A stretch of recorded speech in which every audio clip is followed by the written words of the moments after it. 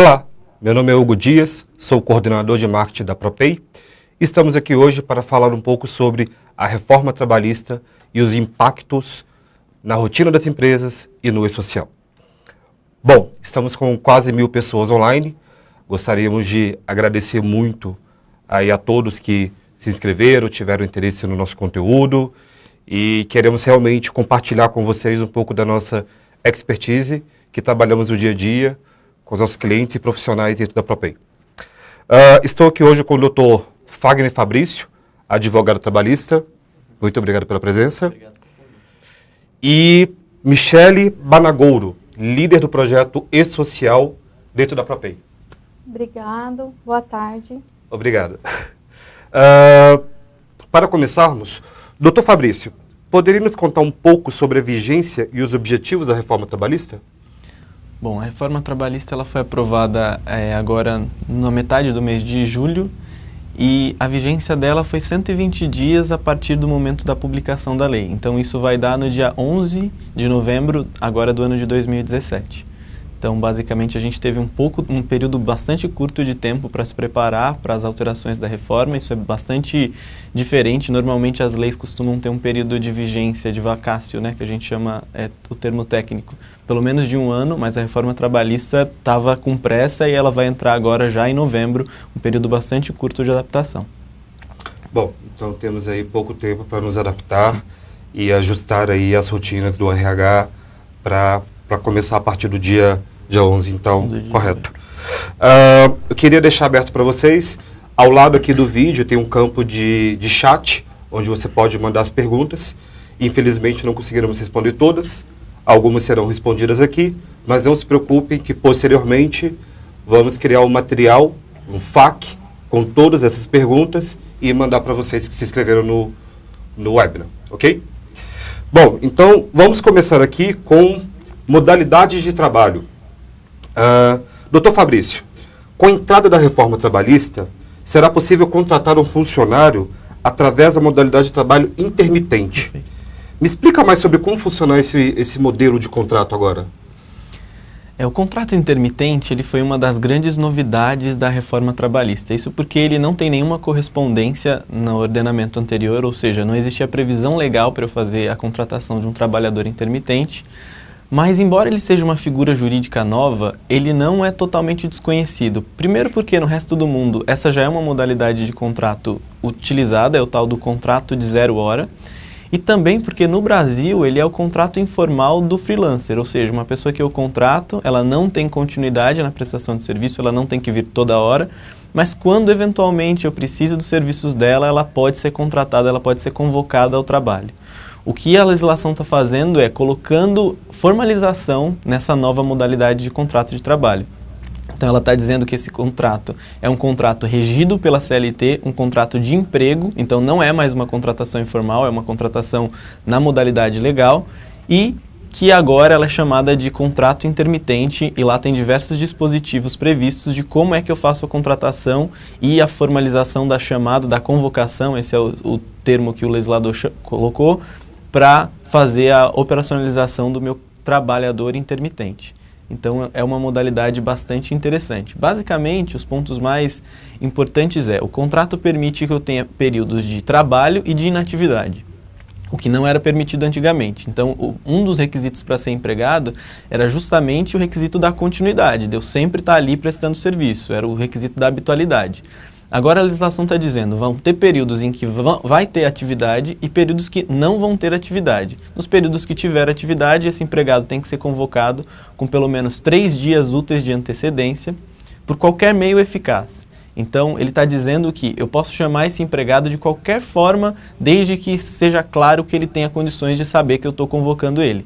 E aí, qualquer forma efetivamente é permitida. O WhatsApp, o Facebook ou qualquer outra forma que eu tenha como ter certeza que ele recebeu essa comunicação. E aí, o WhatsApp tem esse recurso, né? O lido e recebido, você consegue efetivamente saber se a pessoa teve acesso àquela informação. até o mais formal, o telegrama, que é o que as empresas mais, vamos dizer assim, mais sérias costumam utilizar, né? Então, manda um telegrama porque tem o aviso se o empregado recebeu ou não. Então, a partir daquele momento que o empregado recebe essa convocação, ele tem até um dia para se manifestar, se deseja ou não comparecer àquele período de serviço. Nessa convocação, tem que constar expressamente qual é o período de trabalho para qual você está chamando ele. E as limitações que ele tem ele pode, na verdade, ser contratado por hora, por dia ou por mês. Então eu posso chamar um trabalhador intermitente para prestar um serviço apenas por algumas horas, apenas por alguns dias ou até um período maior de 2, 3 meses, se assim eu quiser. Ele vai avaliar se essa proposta faz sentido para ele, se dentro do que ele está esperando receber de remuneração, o período que você está propondo de trabalho faz sentido, e ele vai anunciar se ele deseja ou não aceitar aquela sua proposta. Caso ele não responda nada, você deve entender que ele não tem interesse em trabalhar naquele período que você convocou e ele não sofre nenhuma penalidade. Ele não é obrigado a aceitar simplesmente pelo fato de ter sido chamado para isso. Esse trabalhador é contratado necessariamente, ou melhor, a remuneração dele é fixada necessariamente por valor hora. Então eu tenho que dizer, já na fixação do contrato de trabalho, qual é o valor da hora desse empregado. Então, por exemplo, eu digo, olha, o valor da sua hora é R$50. Se eu chamá-lo para trabalhar por 15 horas, ele vai receber 15 vezes 50. Então ele já tem essa noção de quanto ele vai receber. Outra diferença que apareceu no contrato intermitente é que, a partir do momento que eu terminar o período de prestação de serviço, eu preciso quitar todas as verbas remuneratórias daquele período. Então eu não pago só o saldo de salário, eu tenho que pagar o saldo de salário, mais o reflexo do 13º naquele período de prestação, mais as férias e o terço, eventuais adicionais que esse empregado possa fazer direito por ter trabalhado nesse período, e o saldo de salário, obviamente, que é o período em que ele trabalhou. A partir do momento que ele encerra a prestação de serviço, ele tem que receber essas verbas. A lei fala que é imediatamente ao final do término da prestação de serviço. Esse imediatamente aí, obviamente, que ele prevê algum tipo de razoabilidade, eu posso pagar no dia seguinte, caso não tenha expediente bancário, vamos imaginar que o empregado foi contratado para trabalhar de sábado e domingo, eu não consigo fazer a transferência no domingo, eu posso fazer essa transferência na segunda-feira, mas ele exige que eu, assim que o trabalho acabe, assim que a prestação de serviço acabar, ele receba essa remuneração.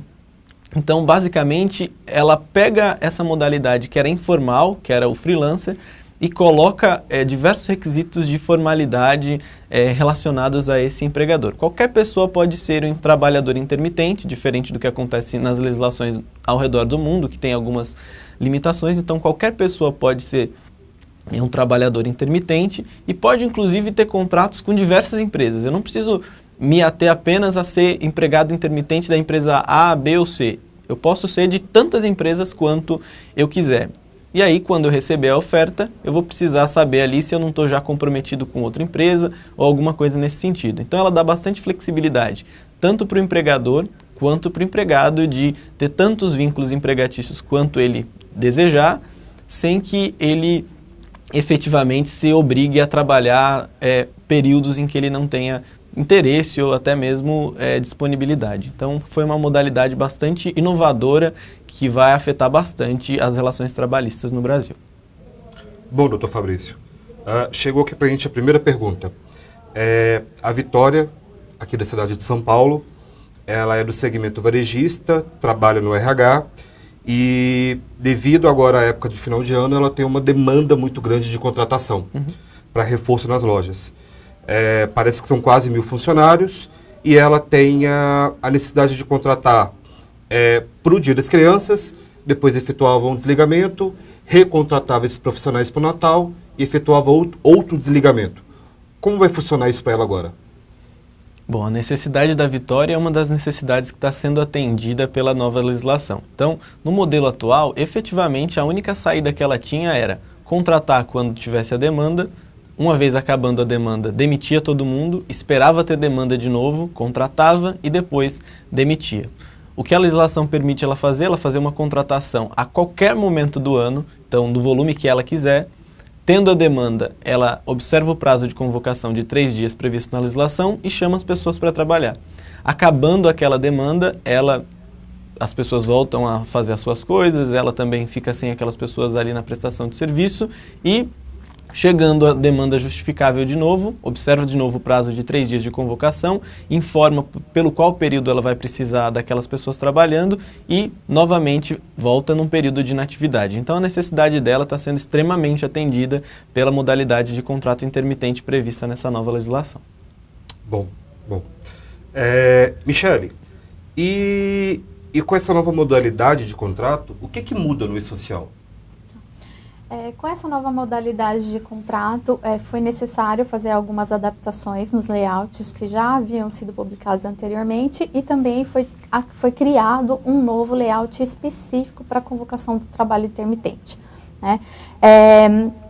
Os sistemas de software, as fábricas terão que se adequar a essa nova modalidade, incluindo informações de categoria desse profissional e também desenvolver esse novo layout e adequar os layouts de remuneração, desligamento, que vai a informação do trabalhador intermitente, né?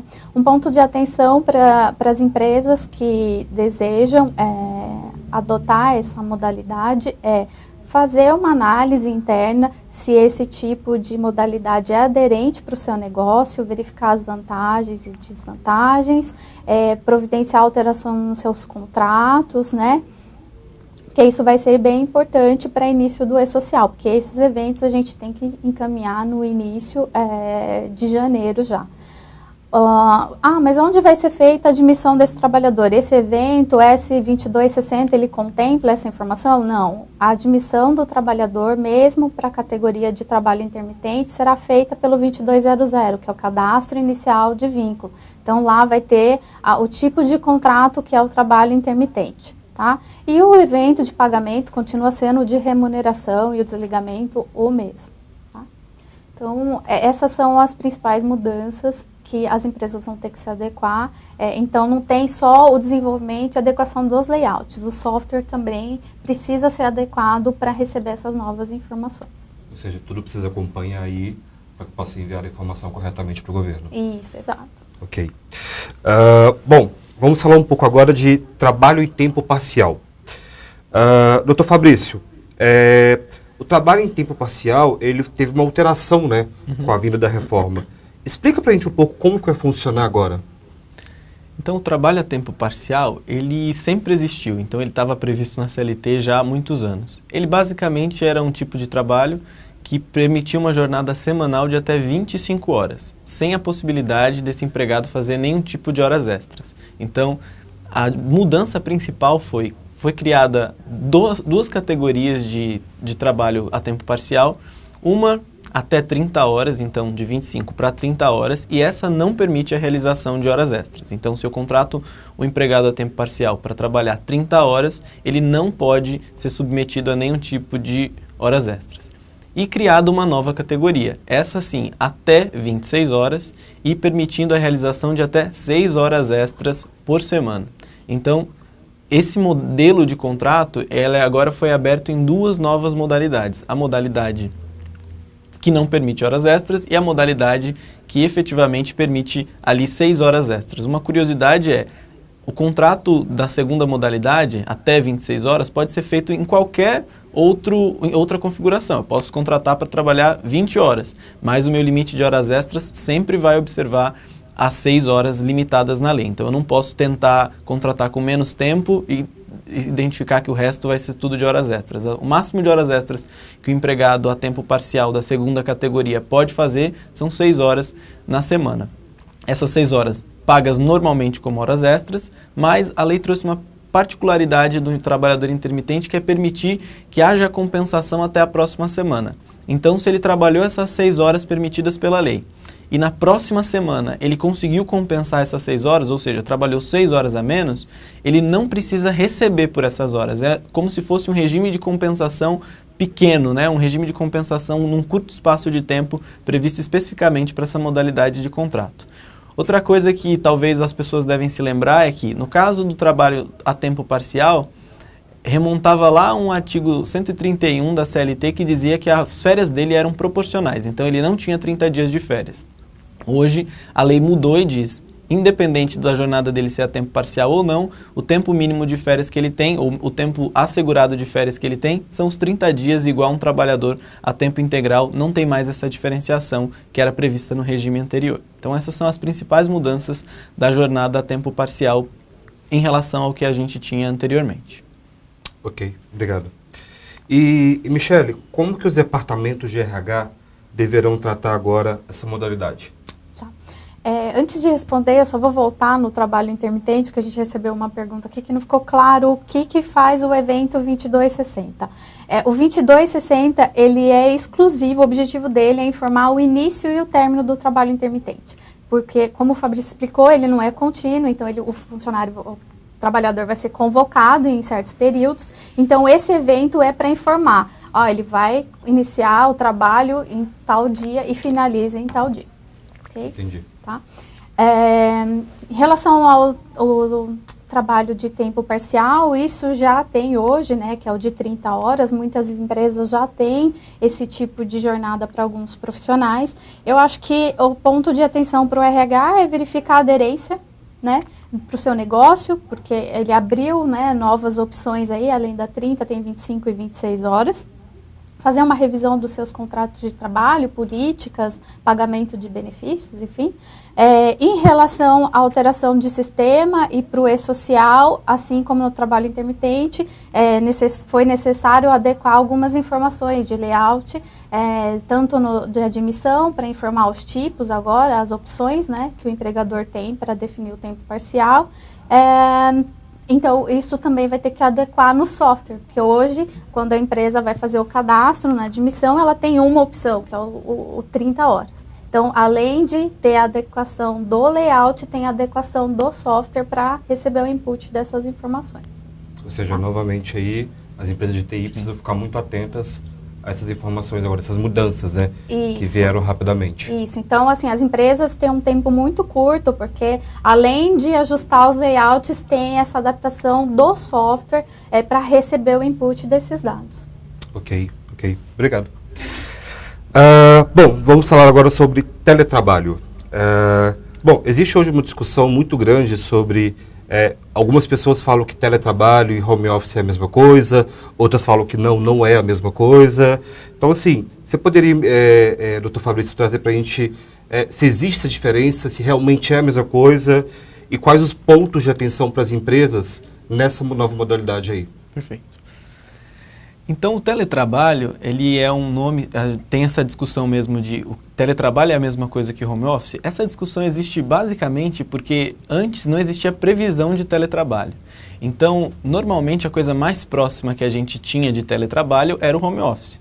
Mas o home office, na verdade, ele é aquela possibilidade que algumas empresas já aderem, o mercado brasileiro, inclusive, já está bastante maduro em relação a essa questão, que é a possibilidade de alguns empregados eventualmente prestarem serviços na sua própria casa. Então ele não é obrigado a se deslocar até o escritório todos os dias da semana e ele tem a possibilidade, nos dias que ele considerar conveniente, trabalhar da sua própria casa, para evitar o trânsito, para focar em projetos muito importantes, tanto faz.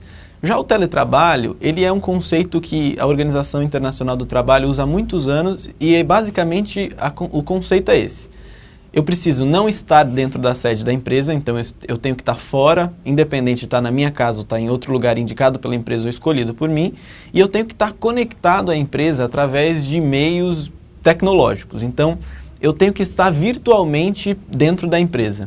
Embora eu não esteja fisicamente, eu tenho que poder me comunicar facilmente com o meu empregador, e as pessoas da empresa também devem poder se comunicar facilmente comigo.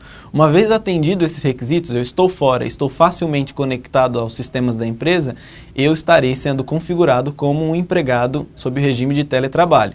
Diferente do home office, que o home office ele só prevê que naqueles dias específicos eu estarei trabalhando na minha casa. Outro requisito importante é que o teletrabalho ele prevê a necessidade de que preponderantemente, ou seja, a maior parte do meu contrato eu desenvolvo fora da empresa. Já nos casos do home office, normalmente a maior parte é dentro da empresa e eventualmente o empregado pode se ausentar para prestar serviços de naturezas específicas. Então, em relação à diferenciação, essa é a principal diferença. E o teletrabalho também ele é regido por algumas novas disciplinas com base na nova legislação. Então ele prevê a necessidade de que o empregado seja treinado sobre os riscos de medicina e segurança do trabalho, para que ele tenha condições de, como o empregador não tem condições de fiscalizá-lo efetivamente sobre questões básicas de medicina e segurança do trabalho, quando o empregado é colocado nessa modalidade, ele precisa ser informado de quais são os requisitos de segurança que ele precisa adotar. Então, tem que ter um treinamento, uma conscientização, que ele não pode ficar trabalhando lá 8 horas ininterruptas e sentado no sofá, porque a gente sabe que, eventualmente, esse tipo de conduta traz riscos sérios à saúde do empregado. Outro ponto é que ele não está sujeito ao controle de jornada. Uma vez que o empregado seja contratado na modalidade de teletrabalho, ele não está sujeito a nenhum tipo de controle de jornada. Então, ele não marca ponto, ele não reporta a jornada, ele está livre e isento de qualquer tipo de controle dessa natureza por parte do empregador. Ok, obrigado. Bom, a gente tem aqui uma outra pergunta da Gabriela. Ela é do Rio de Janeiro, advogada, e parece que alguns doutrinadores já apontam a inconstitucionalidade do dispositivo em razão da supressão dos direitos, alegando que o mero deslocamento territorial não é suficiente para autorizar jornadas irrestritas. Bom, pode comentar com a gente o seu ponto de vista? Sim. Esse é um ponto bastante jurídico e, até fazendo uma introdução, essa legislação, essa reforma trabalhista, a Lei 13.467, ela vai sofrer diversos questionamentos e diversas análises jurídicas a respeito da constitucionalidade e até da possibilidade da harmonia dela com o sistema jurídico como um todo. Então, discussões a esse respeito vão acontecer tanto nesse momento pré-vigência quanto, inclusive, durante a vigência. Essa é uma inconstitucionalidade que tem sido defendida bastante calorosamente por alguns setores da doutrina trabalhista, né? Basicamente pela seguinte razão: o fato desse empregado não estar na sede da empresa não impede o empregador de saber efetivamente qual é a jornada dele. Então não existe incompatibilidade entre registro de jornada e a previsão prevista na legislação nova, que é ele não está mais vinculado a nenhum tipo de registro, ou seja, se ele fizer horas extras, eu não vou pagar, porque eu não tenho como computá-las. Se ele trabalhar à noite, ele não recebe adicional noturno, porque eu não tenho como extrair essa informação. Então, isso tem cara de supressão de direito. Ele fica em casa, ele pode trabalhar muito, mas eu parto do pressuposto de que eu não sei como apurar isso e ele não recebe por isso. Então, tem sido atacado via discussões de inconstitucionalidade, mas a gente ainda não tem nenhuma ação direta no Supremo Tribunal Federal e nem nada nesse sentido, mas tem uma discussão bastante calorosa entre os estudiosos do direito de que se isso não seria uma supressão injustificada de direitos, porque a modalidade não é incompatível com o registro de jornada. Então, essa supressão ela estaria basicamente partindo da premissa incorreta de que eu simplesmente não consigo controlar a jornada, quando nós sabemos que é muito possível, até porque um dos requisitos é que ele fique conectado. Então eu posso utilizar essa mesma forma de conexão para controlar o tempo em que ele ficou conectado e remunerá-lo, então, caso ele faça horas extras. Mas, por hora, legalmente, esse empregado não é regido pelo controle de jornada. Legalmente, no dia 11 de novembro de 2017, nós podemos dizer que a lei protege a ausência de registro de marcação de jornada. Se existir algum tipo de incidente de inconstitucionalidade, ele vai ser declarado mediante a via judicial. Por hora, isso ainda não acontece, é basicamente uma discussão doutrinária e de foro mais acadêmico. Ou seja, a gente pode esperar ainda mais mudanças. Sim, em cima muita dessa adequação. E, Michele, para teletrabalho não tem nenhuma mudança no E-Social, né? Não, não muda nada. Continua, então, o processo. Vamos falar agora sobre uma modalidade que algumas pessoas denominaram de empregados hipersuficiente, né? Fabrício, o que me chamou a atenção, né, essa questão desse tipo de empregado, que na reforma trabalhista, a possibilidade da empresa tratar com alguns funcionários específicos que se encaixam nesse quadro, negociar com eles diretamente como vai funcionar esse vínculo empregatício, né, desde que o funcionário ele seja graduado e que ele tem uma remuneração 2 vezes superior ao maior salário de contribuição no INSS. Você pode explicar para a gente um pouquinho, até um pouquinho do nome também, né? Sim. Por que do nome, como que vai funcionar esse processo?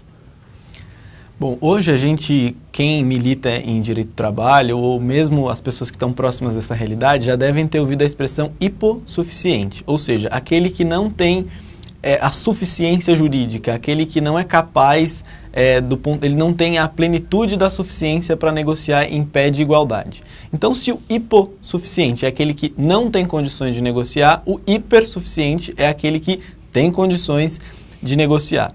Então, basicamente, existia uma negociação ou um questionamento muito grande, todos os empregados são exatamente iguais? Todos os empregados, desde aquele empregado mais humilde, menos instruído, é igual ao alto executivo que presta serviço para uma grande empresa e que é extremamente esclarecido? Nós chegamos à conclusão que não. E aí, o princípio de isonomia previsto na Constituição diz que eu não posso tratar pessoas iguais de forma diferente, mas me permite tratar os desiguais de formas diferentes. Então, basicamente, a legislação estabeleceu quem seria diferente. Ela disse que o diferente é aquele empregado que receba até 2 vezes o maior salário de contribuição vigente, hoje estaria em torno de algo entre 11 e 12 mil reais, e que também tenha o ensino superior. Então, se o empregado atender essas 2 modalidades, não é uma ou outra, os 2 requisitos forem preenchidos, ele tiver um diploma de ensino superior e tiver uma remuneração compatível com esses parâmetros que nós falamos, eu posso fazer negociações diretas com esse empregado e as negociações que eu fizer vão se sobrepor ao acordo coletivo e também à lei naquilo que não contraria a Constituição. Então, o meu limite sempre vai ser a Constituição. Não mais a CLT e nem o acordo coletivo de trabalho. Então, um dos exemplos o acordo coletivo, um dos principais direitos previstos no acordo coletivo é justamente o dissídio, o índice de reajuste aplicável àquele profissional. Vamos dizer que para a categoria toda sai um dissídio de 5%, mas para esse empregado específico a empresa decide negociar que ele vai ter um reajuste de 2%. Isso é possível? Nessa modalidade de trabalho, sim, é possível que eu negocie condições específicas justamente com esse tipo de trabalhador. Então, ela destacou um empregado que é diferente dos demais para tratar de forma diferente, considerando a sua autonomia, a sua capacidade de fazer valer ali a sua vontade em detrimento daqueles empregados que efetivamente fazem o contrato só por adesão, né? Eles não negociam as condições contratuais, eles são contratados e aquilo que lhes é oferecido eles acabam acatando até por incapacidade de negociar e compreender quais são os direitos disponíveis e indisponíveis. Esse empregado, ele tem a possibilidade de, ele mesmo negocia junto com o empregador quais são as regras do jogo para o contrato de trabalho dele. Ok. E Michele, no seu ponto de vista, quais são os benefícios para as empresas em negociar com esse tipo de profissional, né? O que ela pode ganhar com isso? Eu acho que o ponto de vista é que vai dar mais autonomia para a empresa e o empregado negociar esse tipo de remuneração, os aumentos salariais, prêmios e bonificações, né? Para o E-Social isso não tem impacto, porque isso já atende, né? O que precisa talvez ser feito é uma adequação de uma criação de uma nova verba, enfim. Mas é mais a autonomia da empresa em poder fazer esse tipo de acordo direto com esse profissional. Entendi. Bom, vamos seguir aqui. Agora vamos falar sobre jornada de trabalho, que também é outro assunto que tem rendido muito, né?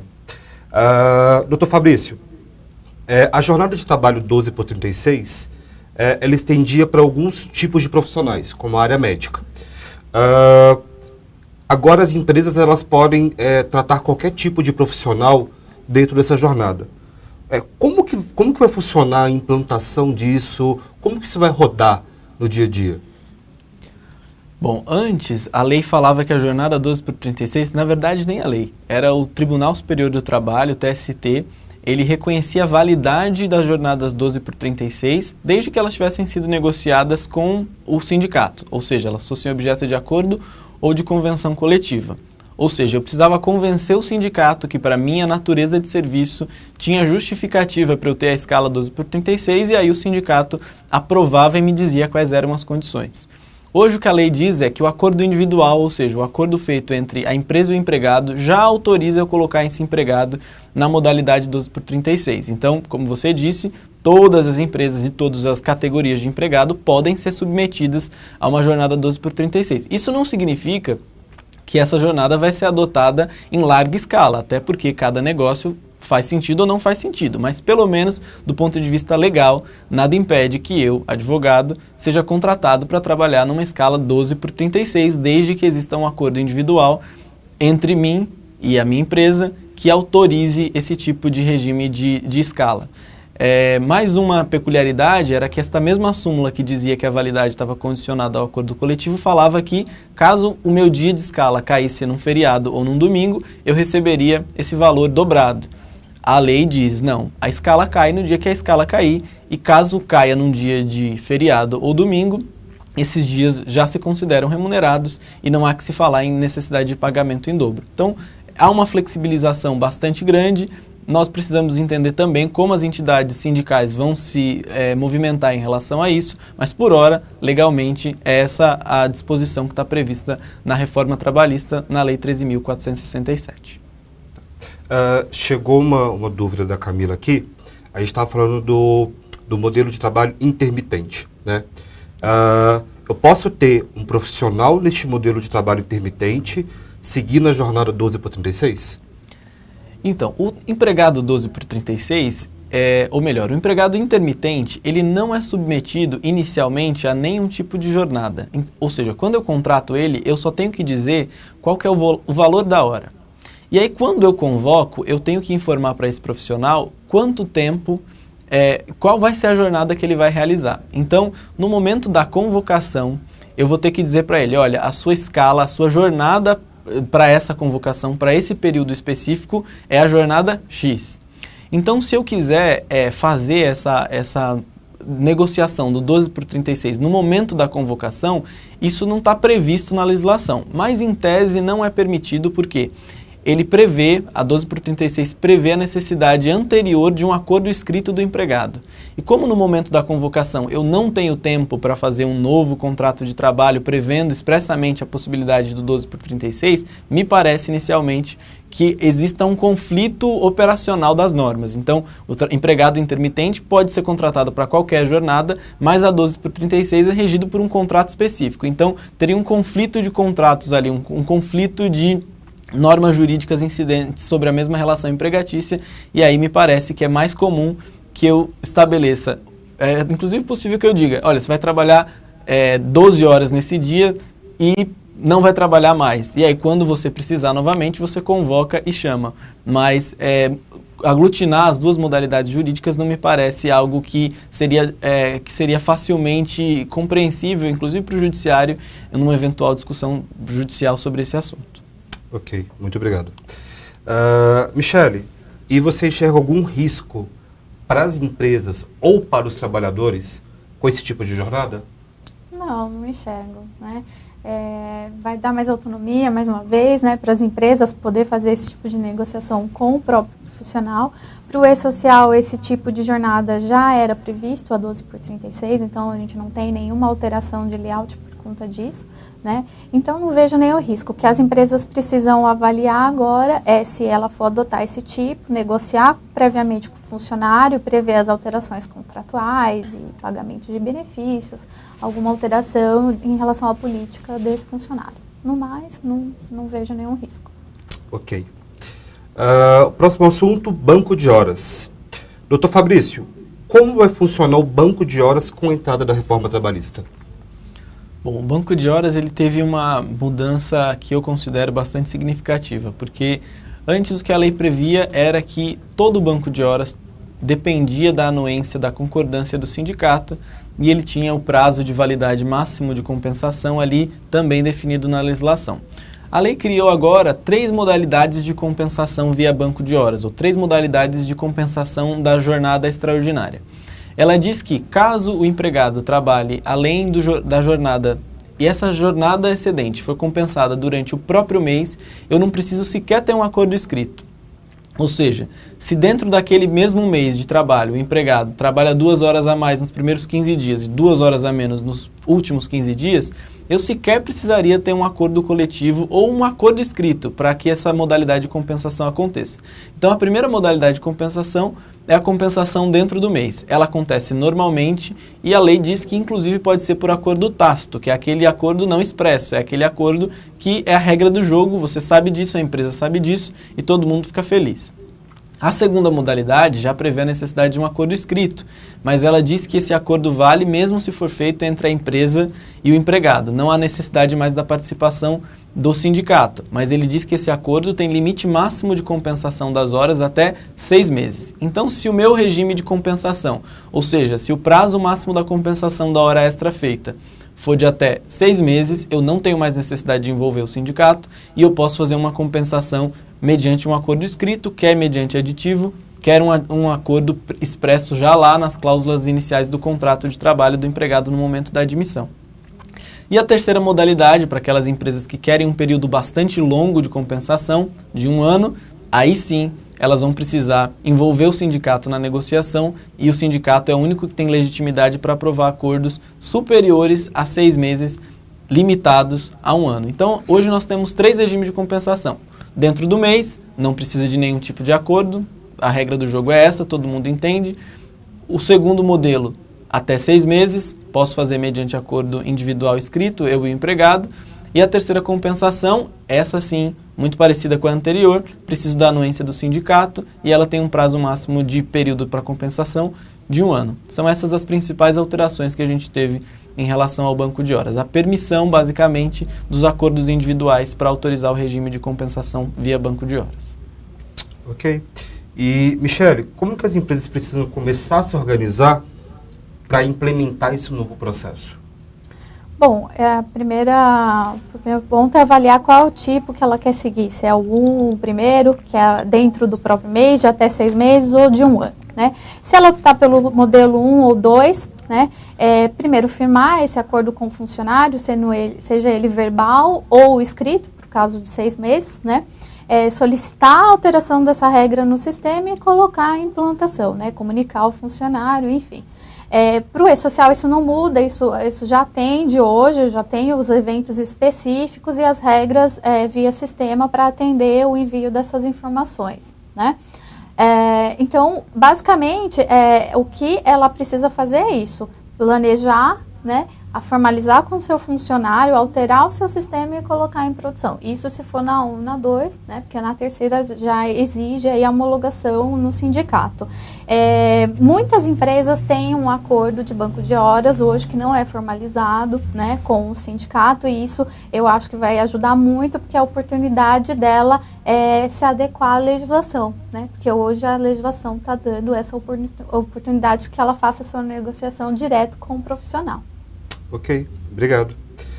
Bom, pessoal, a gente está recebendo aqui várias perguntas para tratar do assunto de férias, né? Que é algo que eu acho que não só as empresas querem saber, mas também os profissionais querem saber, né? Então, já vamos direto ao assunto aqui. Se precisar, a gente volta e tenta responder mais alguma dúvida sobre esse assunto.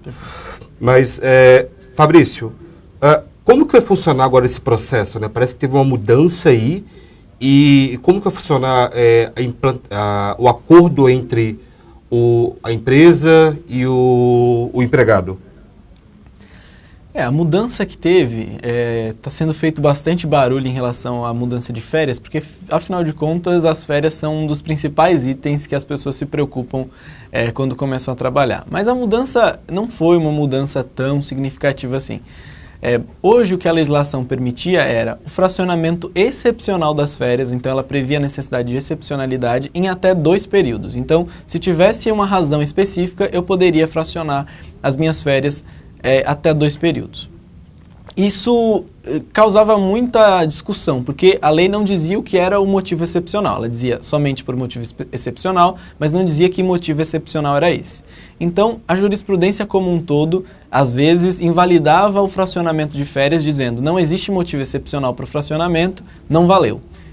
A Justiça do Trabalho aqui de São Paulo, que é onde a Propê tem sede, ela já autorizava o fracionamento independente da necessidade de demonstração de excepcionalidade. Mas a Justiça do Trabalho como um todo ainda tinha um pouco de restrição em relação a isso. Hoje o que a lei permite é que, independente de motivo excepcional, então ela retira a necessidade de excepcionalidade, as férias sejam fracionadas em até 3 períodos, um dos quais tem que ter pelo menos 14 dias e os outros 2 até 5 dias de duração. Então ela está permitindo que a diluição do período de férias seja um pouco maior, desde que um deles respeite um período mínimo de 14 dias de descanso contínuo. Então, em relação às férias, a mudança está mais relacionada à possibilidade de fracionamento. Elas ainda são de 30 dias como um todo, mas a possibilidade de fracionamento é um pouco maior, elas ainda prevêem um terço constitucional.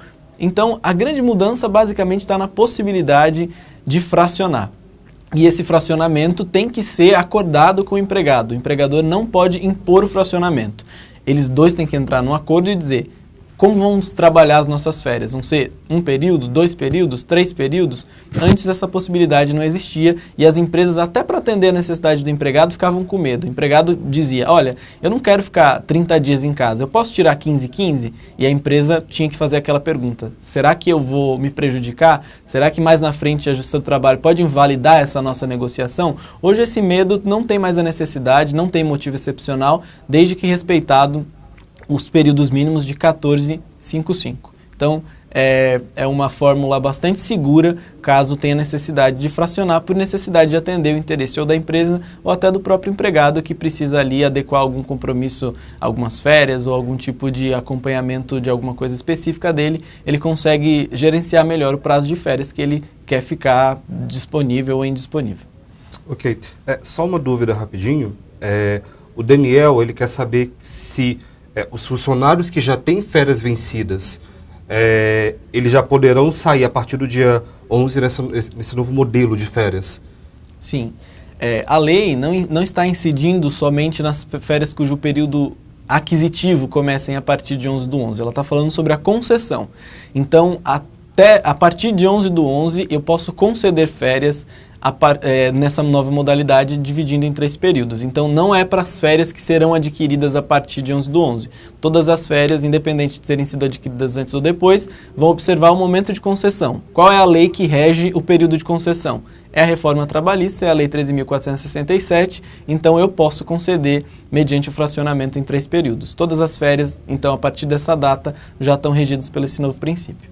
Ok. E Michele, existe algum impacto no E-Social? Não tem nenhum impacto, né? O E-Social hoje ele não faz nenhum controle do período aquisitivo de férias, né? A informação que a gente precisa enviar é a data do período de afastamento de férias, que vai no evento de afastamento temporário, né? Muitas empresas tinham preocupação com o evento de aviso de férias, mas ele já foi excluído já há alguns anos, então não tem mais esse tipo de preocupação, né? Eu acho que o ponto positivo dessa fracionar as férias em 3 períodos é que muitas empresas já faziam essa gestão de forma informal, né, que é as férias gerenciais. E agora ela pode fazer isso via sistema, né? Em contrapartida, isso vai gerar mais controle, porque antes o gestor ele tinha um período de férias para gerenciar e agora ele pode ter até 3 períodos para gerenciar o gozo do seu funcionário. Tá? Ok, obrigado. Agora o próximo assunto aqui é sobre equiparação salarial. Doutor Fabrício, como que vai funcionar a questão, né, da equiparação salarial agora com a reforma trabalhista? Como que era antes? Enfim, você pode explicar para a gente um pouquinho? Certo. Então, a equiparação salarial, ela decorria de um princípio que eu já mencionei, que é um princípio de isonomia. Eu não tenho motivo para tratar as igualdades de forma diferente. Então, a lei, interpretando esse princípio, dizia: não é permitido pagar salário diferente para a mesma função. Então, se eu exerço a mesma função que o Hugo, eu devo receber o mesmo salário que o Hugo recebe. Então, aí estava a receita da equiparação salarial. Quando eu conseguia provar que eu exercia o mesmo trabalho, a mesma função de outra pessoa, estava a equiparação salarial, observados os requisitos excludentes que a lei estabelecia. Antes a lei dizia que a identidade de função tinha que ter um período mínimo de 2 anos só, e mais alguns outros requisitos bastante subjetivos, que era igualdade de produtividade, de qualidade, técnica, esse tipo de coisa que é muito difícil você provar na Justiça do Trabalho, porque as perguntas que o juiz faz são perguntas mais fechadas. Hoje, a legislação está colocando alguns critérios objetivos um pouco mais confiáveis para que a empresa tenha condições de diferenciar as remunerações. Ela diz que a primeira e mais importante não é identidade de função no local de trabalho, porque local de trabalho era entendido até então como a zona geoeconômica, ou seja, se eu trabalho aqui e outra pessoa trabalha em outra cidade, mas que a realidade econômica daquela cidade é a mesma da minha localidade, então nós temos igualdade de condições. A nossa condição é de igualdade e nós devemos receber o mesmo salário. A reforma trabalhista diz, não, é o mesmo estabelecimento empresarial. Então quem trabalha aqui e quem trabalha do outro lado da rua podem sim ter remunerações diferentes pelas razões mais arbitrárias possíveis, mas a legislação não reconhece mais a zona geoeconômica, mas ela estabelece que é o estabelecimento empresarial que justifica a equiparação. Então, sendo em locais de prestação diferentes, não existe mais o risco de equiparação. Outra coisa é que o paradigma, ou seja, aquele a quem eu desejo equiparar o meu salário, ele não pode ter, eu tenho que conseguir que ele não tenha mais de 4 anos de empresa, mais de 4 anos de vínculo e 2 anos de identidade de função. As diferenças têm que somar esses 2 critérios cumulativos. Ele não pode ter mais de 4 anos de empresa, porque aí entende-se que os dissídios pelos quais ele foi reajustado já justificam a diferença de salário. E outra, ele não pode ter mais de 2 anos na função do que eu. E aí, nesse caso, a equiparação não se operaria desde que eu não tenha identidade e local de prestação de serviço e de que ele tenha esses 2 requisitos temporais que eu falei. Outra coisa que elide a equiparação salarial atualmente é o quadro de carreira, que antes também elidia a equiparação, mas desde que fosse homologado no sindicato, ou melhor, homologado no Ministério do Trabalho. E era muito difícil conseguir essa homologação. Hoje, a lei diz, não precisa estar homologado em lugar nenhum. Se você tiver um plano de quadro de carreira, eu vou entender que esse documento justifica as diferenças de salário e não vai ter mais a equiparação salarial desde que você consiga apresentar um documento com o mínimo de coerência, com o mínimo de idoneidade. Lembrando, a Justiça do Trabalho não ficou cega, então ela vai continuar olhando a razoabilidade das coisas. Se você apresentar um documento muito pueril, um documento muito incipiente, você não vai conseguir demonstrar que esse documento atende o requisito de quadro de carreira previsto na legislação. Mas fazendo um trabalho bem feito, você consegue elidir o risco de equiparação salarial previsto nas legislações como um todo. Ok, obrigado. Bom, pessoal, um outro assunto que a gente tem recebido aqui diversas perguntas, e a gente vai tentar organizar todos eles agora em um único ponto, é a questão da rescisão, e aí vamos começar com a rescisão individual, e eu queria entender um pouquinho mais sobre a rescisão individual, como vai funcionar agora na reforma trabalhista. Bom, a rescisão individual, para quem não ligou o nome à pessoa ainda, é a rescisão normal, o término normal do contrato de trabalho. Tiveram 2 mudanças que não são tão impactantes assim, mas que na verdade, alteram muito a rotina do dia a dia. Basicamente, refere-se ao prazo de pagamento das verbas rescisórias. Todo mundo, então, lembra que existia o prazo previsto de ou em término de contrato ou no aviso prévio trabalhado, eu tinha que pagar no dia subsequente a esse término. Nas outras modalidades, na dispensa do aviso prévio ou em situações em que eu não conseguiria prever o término desse contrato, eu tinha até 10 dias. A lei uniformizou esse prazo, então agora toda rescisão tem o prazo de 10 dias para pagamento. Então essa foi a principal mudança que vai ajudar bastante os RHs a terem um pouco mais de folga, de conseguir atender todas as obrigações relacionadas ao pagamento, e ela não prejudica o empregado porque o prazo é bastante curto, entre um dia depois ou 10 dias, não dá para ser prejudicado em relação a isso. Então hoje toda rescisão tem prazo de 10 dias para ser paga, e esse é o prazo para qualquer tipo de rescisão, independente da modalidade de aviso, independente da modalidade de contrato. Toda rescisão é de 10 dias para pagamento. Outra coisa é que aquelas guias que a gente apresentava, a guia do seguro-desemprego, a guia de saque do fundo de garantia, a lei aparentemente extinguiu todas elas. Então ela diz, a baixa na carteira é o documento suficiente para eu conseguir tanto dar a entrada no meu seguro-desemprego, quanto para sacar o fundo de garantia. A gente sabe que esse tipo de coisa não é tão fácil assim, porque qual é a informação que a Caixa e que o Ministério vão receber para conseguir associar essas informações. Mas, por hora, a legislação prevê esse avanço e essa desburocratização, essa desnecessidade de apresentar tanto documento. Outra coisa que acaba é a necessidade de homologação. Antigamente, a lei previa que contratos que tenham mais de um ano dependem da sua quitação perante o sindicato. Essa obrigatoriedade não está mais prevista na legislação, não existe mais a necessidade de quitação perante o órgão sindical. Ainda é necessário quitar as verbas rescisórias, mas a figura do sindicato some aí. Ok. E Michele, parece que na última versão do E-Social publicada há alguns dias, tem uma mudança, né, com isso? Não tem, ele não altera os layouts, né? A gente imagina que quando for publicado o manual 2.4 vai vir essa informação do prazo de pagamento, mas na parte técnica que já foi disponibilizado, isso não muda, né? Isso é mais processual mesmo.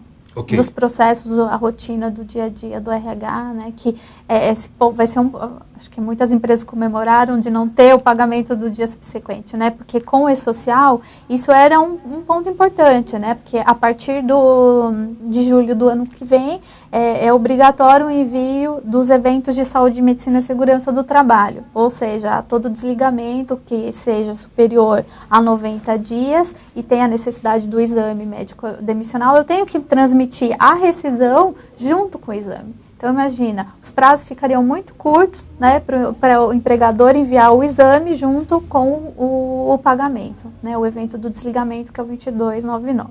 Né? Então, é mais processual aí, adequar os prazos internamente dentro do RH. Ou seja, uma dica aí para os departamentos de recursos humanos. Isso. O próximo assunto, que também as pessoas elas têm uma dúvida aqui, né? As empresas elas sempre faziam o famoso acordo, né? E aqui o Leandro, ele está com a dúvida de como que vai funcionar agora a rescisão por mútuo consentimento. Bom, esse acordo, o famoso acordo, é aquele acordo que se fazia que eu devolvo os 40%. Né? Então, o empregado, tanto o empregado quanto o empregador queriam pôr fim ao contrato de trabalho, mas o empregado não queria assumir a responsabilidade de pedir demissão e, na linguagem popular, perder os direitos.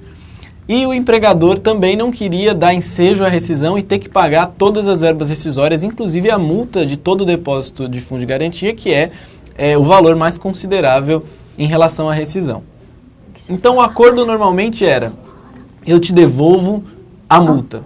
Não foi isso que foi regulamentado. Então, a lei não está regulando esse tipo de acordo. Ela está dizendo que, quando a vontade das partes se coincidirem, tanto o empregador deseja encerrar o contrato do empregado, quanto o empregado não deseja mais prestar serviço para aquela empresa, o que eles podem fazer é fazer um desligamento por mútuo consentimento, por vontade de ambas as partes, e aí, nesse caso, o fundo de garantia, a multa do fundo de garantia é devido pela metade, só 20%, e o aviso prévio também só é devido pela metade. As demais verbas rescisórias permanecem iguais. Qual é a vantagem para o empregado, né? A vantagem para o empregado é que ele pode sacar até 80% do valor depositado no fundo de garantia. Então, o empregador tem a redução do pagamento pela metade e o empregado tem a possibilidade de sacar até 80% do valor no fundo de garantia. Mas isso não dá direito dele dar entrada no seguro-desemprego. Tirando isso, ele tem o direito de movimentar a conta vinculada do fundo de garantia, o que pode ser aí interessante dependendo dessa análise que o empregado tem que fazer. Então, essa rescisão por mútuo consentimento, ela é uma inovação muito grande, mas ela não vamos dizer assim, ela vem de encontro ao famoso acordo, mas ela é um pouquinho diferente porque os parâmetros nos quais ela está previsto lá, nos quais ela está assentado, é totalmente diferente. Mas visa atender a mesma necessidade, quando eu, empregado, não quero mais trabalhar e quando a empresa também não deseja mais os meus serviços, mas ninguém tem coragem de dar o primeiro passo para não arcar financeiramente com todos os ônus decorrentes disso. Essa é a modalidade prevista para o legislador para facilitar o encontro de vontades dessas duas pessoas. Ok. E Michele, qual que é a mudança para o E-Social? Teve uma pequena alteração, porque hoje a gente tinha só apenas 2 motivos, né? O dispensa e o pedido de demissão. Então, agora a gente vai ter um novo motivo, que é por acordo. Então, as empresas de software, elas terão que adequar, além do layout, criar esse novo tipo de motivo de desligamento, né? Conforme está na tabela 19 do manual do E-Social. Então, isso é uma alteração, dizer que é simples, né? A gente também esperava que viesse uma rúbrica nova para a gente associar o valor da multa dos 20%, mas não veio. Então, a nossa orientação é que ela seja associada na mesma rúbrica que está sendo colocado o evento de 40%, né, que é a 6101 em indenização compensatória. Tá?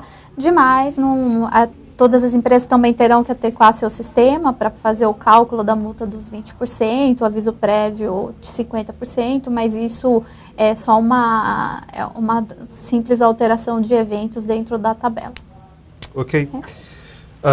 O Leonardo, ele é advogado e ele está advogado de uma empresa e está com a dúvida com relação à homologação de acordo extrajudicial. Ele está perguntando como vai funcionar, né? Esse acordo que antes sem correspondência perante a lei e considerado atentatório contra a dignidade da justiça. Tá. Bom, esse a homologação de acordo extrajudicial era algo que a gente chamava, na linguagem dos advogados, de a casadinha.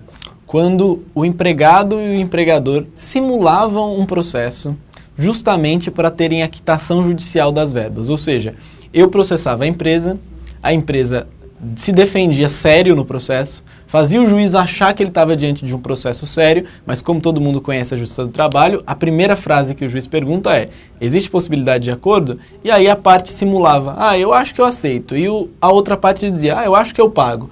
E aí elas ficavam fingindo que existia uma discussão, mas quando na verdade isso estava combinado desde antes. E a Justiça tinha que tratar isso como um processo litigioso. O que a Justiça do Trabalho está dizendo é: se você já tem a consciência de que você deseja aceitar um valor e de que o empregador está consciente de que quer pagar aquele valor, não simule um processo. Não entre com um processo pedindo 1000 coisas e a outra parte se defendendo de 1000 coisas, movendo a máquina judiciária para no final das contas terminar a audiência em 5 minutos. Faz uma minuta de acordo. Nessa minuta de acordo, disciplina o que é que você quer receber e o que o outro deseja pagar. Entrem com um processo, mas só para que o juiz homologue o acordo. Então é um trâmite judicial muito mais simplificado do que aquela modalidade de fingir, de simular um processo. Por que era atentatória à dignidade da justiça?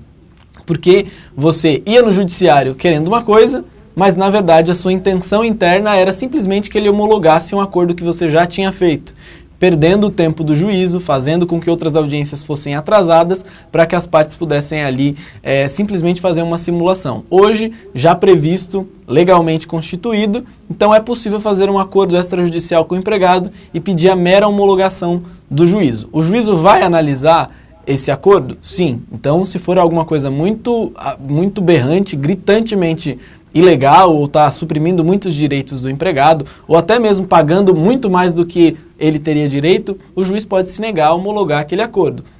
Mas, em geral, os acordos razoáveis, que são esses acordos que a gente está acostumado a fazer, vão ser simplesmente homologados com um trâmite de uma celeridade muito maior e impedem que a justiça fique travada por um monte de acordo, por um monte de processo que sequer é processo, que sequer tem lide, que sequer tem assunto para ser julgado. Um dos requisitos importantes é que precisam ser 2 advogados. Então, o empregado precisa ter um advogado e o empregador precisa ter outro advogado e eles, em conjunto, precisam peticionar esse acordo. Não pode ser um advogado só para demonstrar que efetivamente aquelas 2 partes tiveram representatividade, elas efetivamente debateram e alguém está conscientemente pensando naquele acordo com base na doutrina e no sistema jurídico atual. Então, desde que isso seja feito, é possível quitar as verbas rescisórias, quitar todas as verbas, na verdade, do contrato de trabalho, mediante simples um acordo amigável feito entre o empregador e o empregado, e a justiça vai lá, chancela esse acordo e dá segurança jurídica a ambas as partes. Isso foi uma inovação bastante interessante que vai auxiliar algumas questões de destravar o judiciário e de facilitar o recebimento do crédito e o pagamento por parte da empresa também. Pelo visto vai desafogar muito aí o Ministério do Trabalho, né? Bom, pessoal, estamos chegando na nossa reta final, mas eu gostaria de pedir as considerações finais aqui dos nossos convidados, Então, para começar com a Michele, resumindo aí o seu panorama, né, com a experiência do E-Social, com o que você já se aprofundou na reforma trabalhista, qual que é o seu ponto de vista sobre isso, sobre esse processo agora que a gente está passando? Olha, o meu ponto de vista é que são muitas alterações, né? São muitas mudanças que as empresas precisam se adequar muito rapidamente, né? Então, a nossa recomendação é estudem o E-Social. Tem um resumo? Não, não tem resumo. Leia 1, 2, 3 vezes o manual, a documentação técnica. É importante entender alguns detalhes do layout, das informações e das regras, porque isso sim, a partir de janeiro, vai impactar as empresas. E o risco de multa é bem grande. Né? Então, a nossa recomendação é estudem a reforma, entendam seus processos, revisem o que não está em conformidade com a legislação e providenciem o quanto antes a alteração das suas rotinas, dos seus prazos, das verbas na folha de pagamento, porque cada vez mais isso vai ficar evidente e ser transparente para o governo. Ok, obrigado. E, doutor Fabrício, e as suas considerações? Bom, como nós podemos perceber, a reforma trabalhista está falando de muito tema, né? E como ela é uma reforma, ela literalmente precisa ter harmonia com o que já existe atualmente. Então, ela está sendo atacada e está sendo analisada por diversos setores da sociedade. O jurídico, a própria Assembleia Legislativa tem analisado se não pegou pesado demais, se não deixou de prever alguma coisa, e precisa de muita adequação social ainda sobre esse assunto. Então, o texto que nós temos hoje, ele é um texto legal, ele é o texto oficial, mas nós não temos certeza se efetivamente tudo que está previsto ali vai funcionar, vai pegar, vai ser considerado constitucional pelas análises que vão acontecer. Então, nós sugerimos que toda a mudança seja feita com muita cautela, sempre tente se assessorar o máximo possível, ouça a opinião de 1, 2, 3 colegas advogados, escritórios, debata com o RH, com as pessoas envolvidas, porque nós precisamos tomar o cuidado de não ir com muita sede ao pote e descobrir que essas alterações estão viciadas de alguma forma que podem alterar as decisões que a empresa tomar. Então é um período de adequação, todas as alterações, aquelas que de alguma forma alguém disser que são inconstitucionais, pode ser que efetivamente elas sejam, e o que é inconstitucional é nulo, não tem efeitos. Então, todas as mudanças feitas vão ter que ser desfeitas. Então, por hora, esteja bastante antenado, procure ler o máximo que você puder sobre o tema. Sempre que for implementar uma mudança, coloque o jurídico na sua decisão, para que ele também tenha essa visão de dizer, não é porque está na lei, que efetivamente está harmônico com a Constituição Federal, que é o limite dos limites. Nem uma reforma, nem mediante emenda constitucional determinados direitos podem ser alterados, porque são direitos sociais já conquistados, já consignados ali na Carta Magna, e não tem como mudar isso. Então, analise, tome cuidado, não siga cegamente o texto da reforma, pesquise, entenda e efetivamente veja as discussões que estão em torno desse assunto, porque isso é muito importante e pode impactar nas decisões que a empresa vão tomar. Então, as minhas recomendações basicamente estude, continue tentando entender o que é efetivamente essa reforma trabalhista, que é o que nós estamos fazendo aqui todo esse tempo que nós ficamos conversando. Bom, gostaríamos de agradecer a presença novamente do Dr. Fabrício, da Michele. Lamentamos por não conseguir responder todas as perguntas, mas iremos analisá-las. Em breve enviaremos o material para vocês, com todo o compilado de perguntas. Às vezes alguém pode ter esquecido alguma coisa, e aí com a pergunta do colega de mercado é possível esclarecer mais aí sobre esse assunto que é tão polêmico, né? Ultimamente. E caso tenha alguma dúvida, também podem entrar em contato com a Propay através do site www.propay.com.br. E um grande abraço aí, ótima tarde para você e nos vemos em breve.